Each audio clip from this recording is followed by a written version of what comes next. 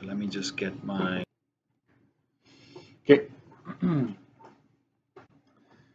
4.3 permutations. All objects are distinguishable, unique.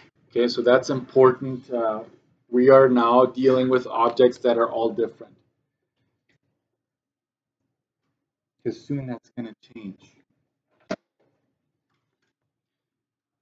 Okay.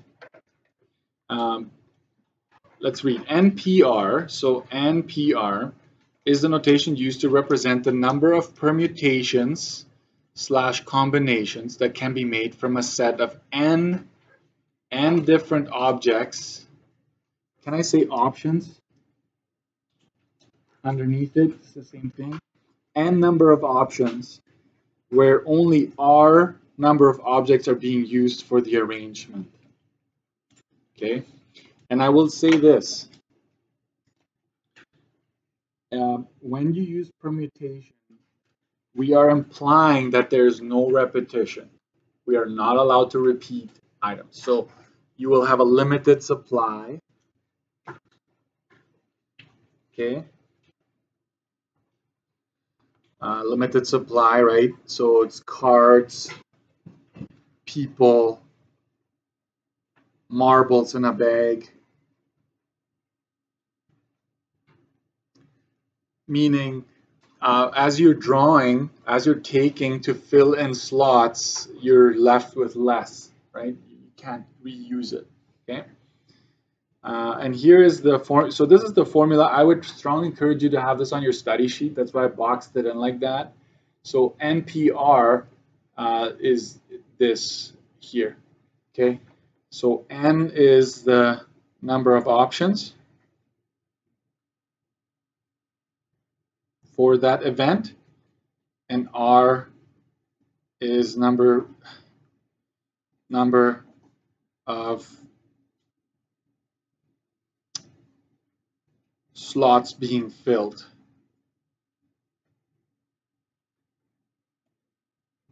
It's just my own words, okay?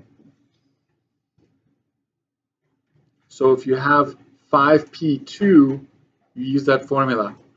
Remember, this is n, so we 5 factorial over 5 minus 2 factorial. And that is really 5 factorial over 3 factorial. And that is really 5 times 4 times 3 factorial over 3 factorial, which is really just 5 times 4. Right? So basically, I want you to think of it this way. This number here, like write it down first. I want to make sure you're following. This number here, the 2, tells you when it comes to, like, you know, president, vice president, it tells you how many slots are you filling in. Okay? And the first number is how many available candidates do you have to fill each position. So it would be 5 times 4, which is 20. Okay? 20 arrangements. 20 committees, 20 whatever. So 5 times 4 ends up being your answer. That's 20. So 5p2 gives you 20. Hold it. Let's try our calculators real quick. I need you to use your calculator for this. You can actually type this in manually. So follow me. You'd go 5, and guess what? You're going to have to dig for the NP whatever. So you got to go math, still probability, and you see that second option there, NPR. I think I'll write it down because, you know, down the road you'll forget. So you select that. So the 5 you typed, it's already in there, and then you just have to go 2, and you get 20 when you hit enter. Okay. So I will go math, probability, and then select NPR. Okay. to get that same answer. But I'll show you a pattern where you don't really need to go and get it very often. You don't. How about this one? 100p2. If you use the formula, it's 100 factorial over 100 minus 2 factorial. I can expand that, right? 100 times 99 times 98 factorial. Why did I do that? Because 100 minus 2 is what? 98 factorial. We're on page 18 then. And so that cancels out. And so what are you left with? 100 times 99, which is 9,900.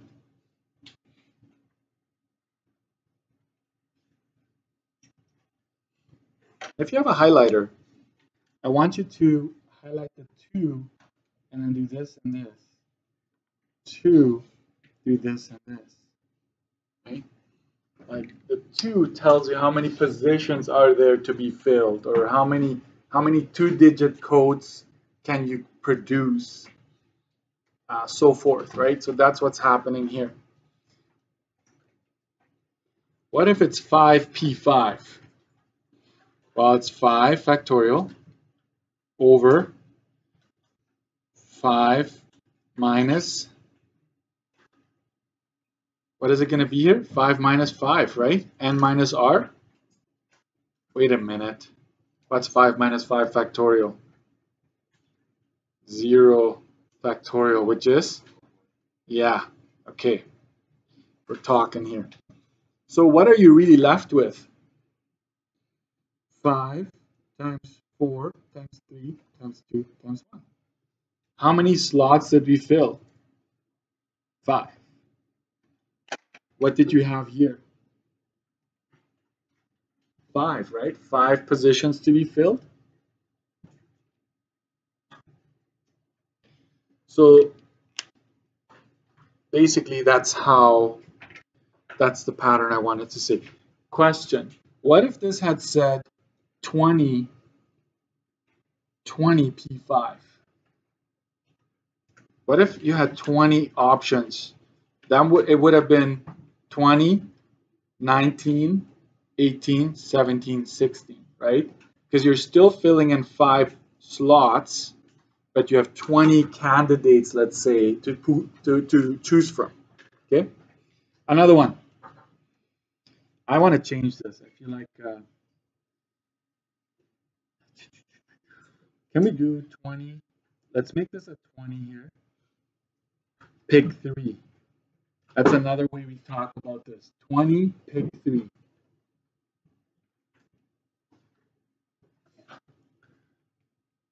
So that would be 20 factorial over 20 minus 3 factorial. No, what am I doing? Yeah, that's good. So that's 20 times 19 times 18 times 17 factorial over 17 factorial. Cancel, cancel, right? And let's do a little bit of math here. That's 6,840. But you could have predicted that, right? Because 20 pick 3, you know that there's 3 slots to be filled. You have 20 candidates to choose from, 20 numbers, whatever. So you're like, yeah, I know that this was really saying this. Anyways, all along, okay? That's the pattern I want you to observe. So let's go and highlight that 3 here. Turn, right? It's a little busy here, I know. It's too full, but this is saying 5 pick 2. 100 from 100 candidate, pick 2 slots to be filled in. 5 pick 5, 20 pick 3. Okay, so that's what this is doing here. And you can tell, right, that in this scenario or in this scenario, in every scenario here, there was no repetition allowed. You were having less and less and less, fewer and fewer options remaining. So permutation implies no repetition by definition. So when you were doing that AC and I asked you to write it, use permutation to answer that, now technically you would be able to do that. Okay, let's keep here. Let's do some examples. An artist wishes to display her 8 paintings, but is told that she has to pick 5 paintings since space is limited. Space is limited, so you can't use them all. You have 8 choices, 8 options, and 5 paintings. That's 5. What did I say? Slots? I'm using my own wording here to help you understand. So you have 8 paintings available. You can only fill 5 slots since space is limited. How many arrangements can the artist make? Fundamental counting principle. You would go 1, 2, 3, 4, 5, right? And you would start, well, I have 8 paintings, so I'm going to go 8, 6, 5, 4, 3. That's it. You stop there. Oh, I made a mistake, right? Please stop me. I'm too excited sometimes. I get ahead of myself. 8, 7, 6, 5, 4. Pardon that mistake, guys. And permutation,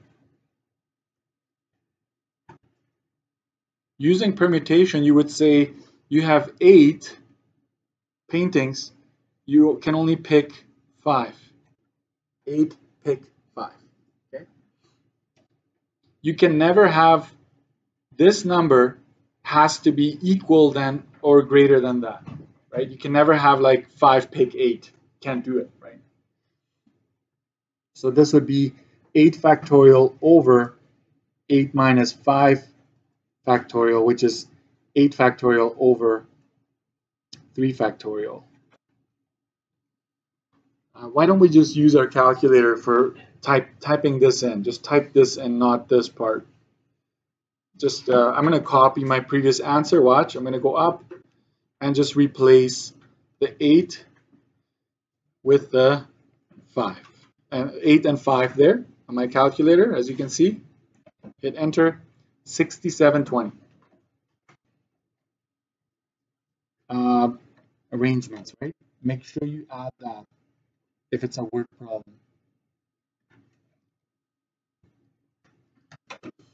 And here you can do the same thing. You knew that when you saw this, 8 pick 5, that it would be, I start with 8 and I have 5 slots to fill.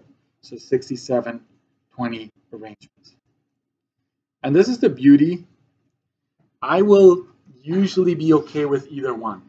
Every once in a while, I'll tell you, hey, write this using permutation notation, okay? And so you're like, Mr. Dirksen, what about factorial notation? Will I have to remember that? No. I was just kind of building it up. Yeah, go ahead. So factorial notation, don't worry about it, but you need to know your fundamental counting principle, and you need to know how to write this as a permutation, okay? Let's keep going. 11 candidates that are running for 3 positions. How many possible outcomes could there be? So you go 11, pick 3. Can we know the pattern, right? What is this really saying? 11 times 10 times 9, right? You're filling in 3 spots with 11 candidates. And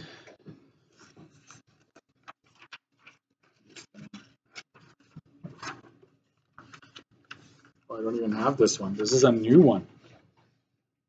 So 11.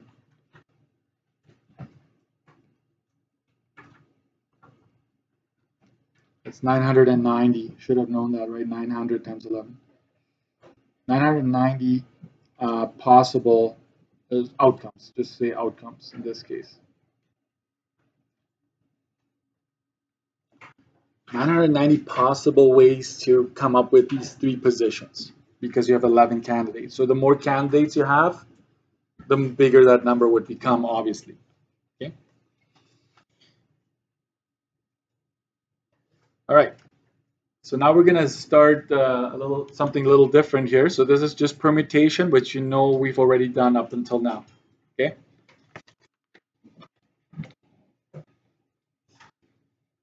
What if we're doing grouping, guys? What if we group things up? So you need to pay close attention to this part. Okay. An artist wishes to display her 8 paintings at an art gallery. How many ways can she arrange the paintings? How many ways can she arrange the paintings? Is there restrictions as how many slots need to be filled? No. So how would you write this as permutation notation? 8, pick 8. You're picking all 8. Yeah. Let's use our calculator to do that. I'm going to go all the way up. 8, pick 8, not just 5, but you're picking 8. That's a big number. 40,320 arrangements.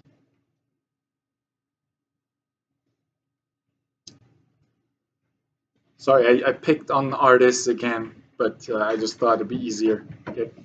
If the artist wishes to keep her 3 favorite, watch this, 3 favorite paintings together. Let's do this. Let's group it. Okay. How many arrangements are possible now? How many arrangements are possible now? So let's put it this way. Let's do the fundamental counting principle for this.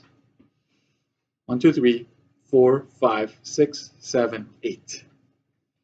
And let's just for a moment assume that this group right here are the 3 paintings that we're interested in. Okay, and then these are all slots to be filled, right? So we could have, this is option number 1. Let's say we move this over to here in between these 2. We would have something like this. So let's go 1, 2, 3, 4, 5, 6, 7, 8. Do this again, please. And let's move the group over 1 slot.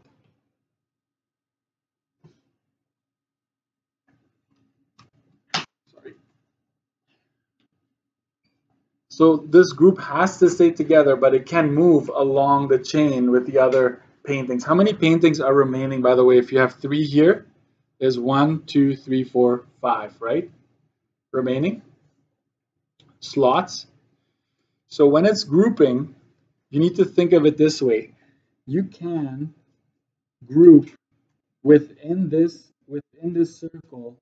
We call that 3 factorial, right? Because you have basically 3 options to fill here. 3 times 2 times 1. Okay. And how many slots are left though on the greater picture? You gotta count this as 1 slot, one big slot.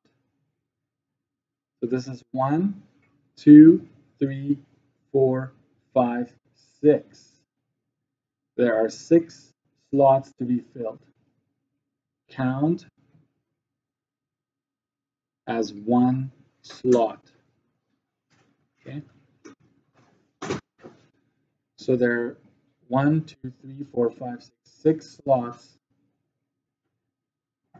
to be filled in this case.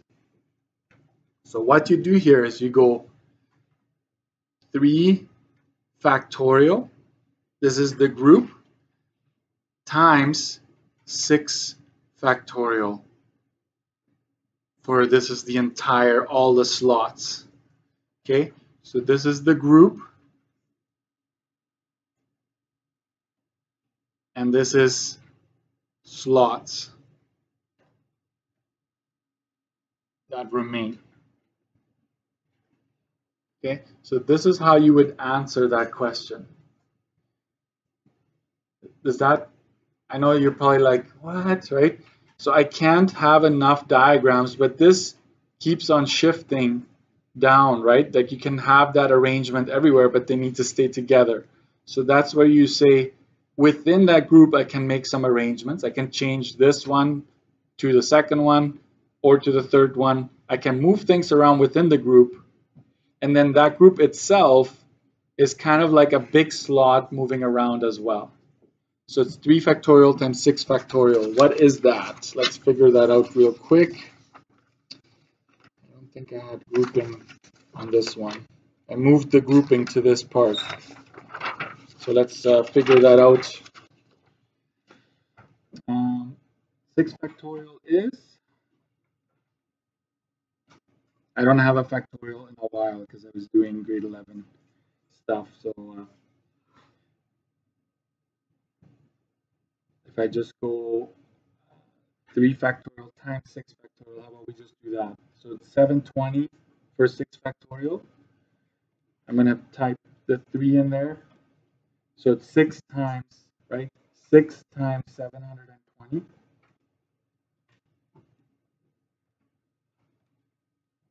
That's 4320 arrangements.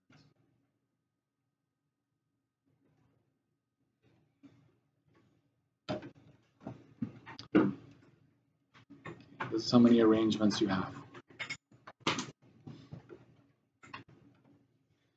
What about the next one here?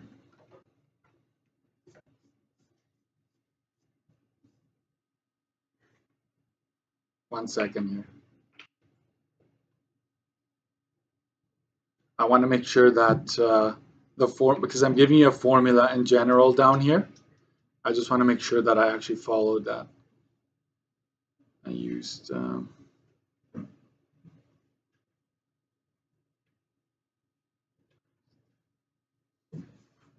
yeah, we're good. We're good. We're good. I'm just checking because it would be pretty bad if I give you the formula and it doesn't match, right? Next, the artist looks at the paintings again, and she has a group of 3 that needs to stay together, and another group, circle that, another group of 4 that need to stay together. So this is group 1, and this is group 2. What's going on there? 2 groups. So do this with me. The total number of paintings is what? It's still 8. 1, 2, 3, 4, 5, 6, 7, 8. And there's a group of 3 that need to stay together. That gets a 3 factorial in it, meaning you can go 3 times 2 times 1, right? Like the number of ways you can organize this would be 3 times 2 times 1. Then there's your other group of 4. So it's 4 times 3 times 2 times 1. That gets a 4 factorial. Okay. How many slots are there? So allow me to use a highlighter to highlight the slots.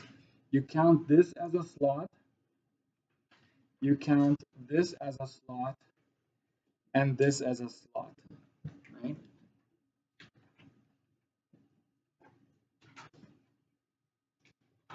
Three slots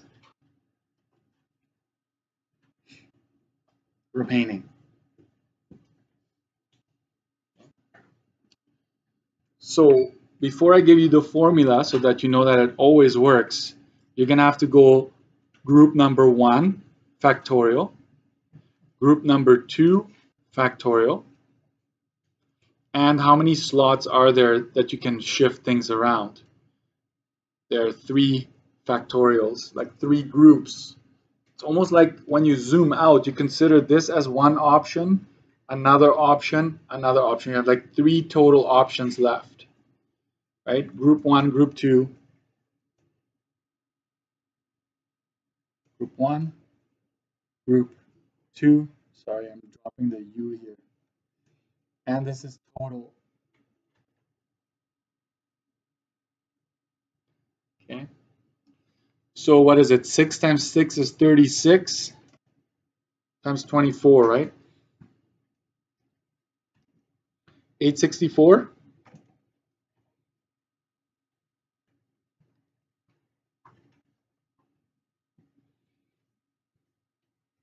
864.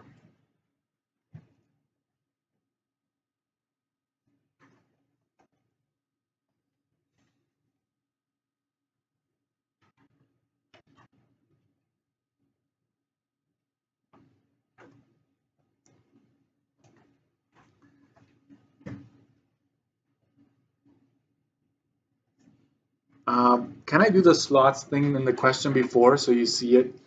Sorry, allow me to do that here. I will use the pink.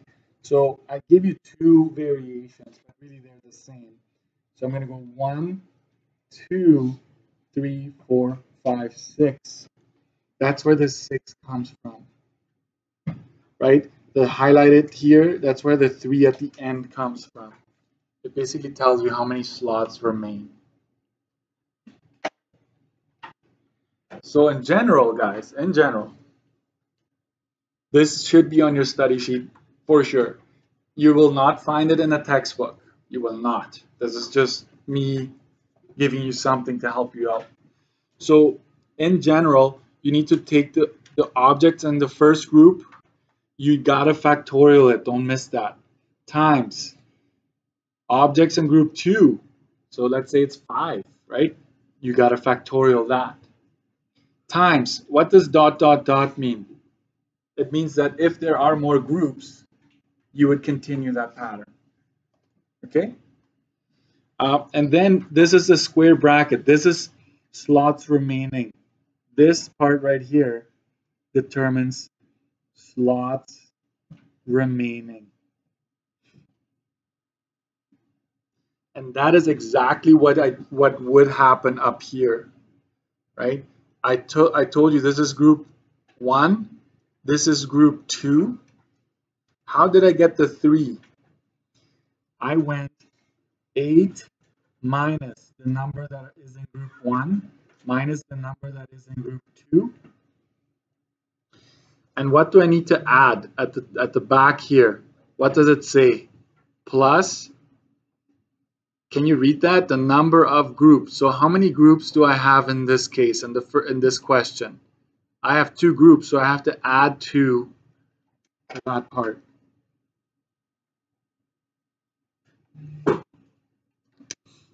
So this would be 8 minus 7 would be 1, plus the 2 groups is the 3, and that's where you get that number from at the back.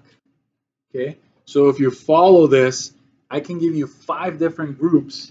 You just follow this and it will work every single time. Okay? And I know you're probably like, your head is hurting right now, but you're just gonna have to try it. Okay, this should boxed in should be in your study sheet, and the NPR formula, the permutation, should also be on your study sheet. Do that today at some point. And let me just see where the homework, if it shows up on the next. I think I put a worksheet in here. And you know what I like? I like to give you space. We're going to leave page 20 for now. Can you just do this here? Starting on page 21, going all the way to page 24. I know you're not going to get to all of it.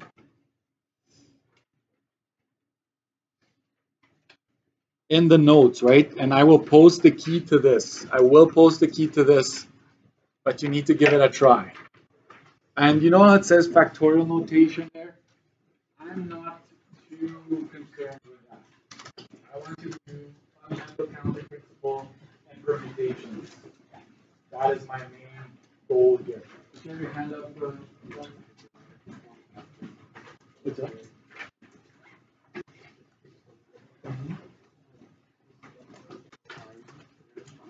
Yeah. Well, that's just if there would have been a third group, then you would continue that pattern.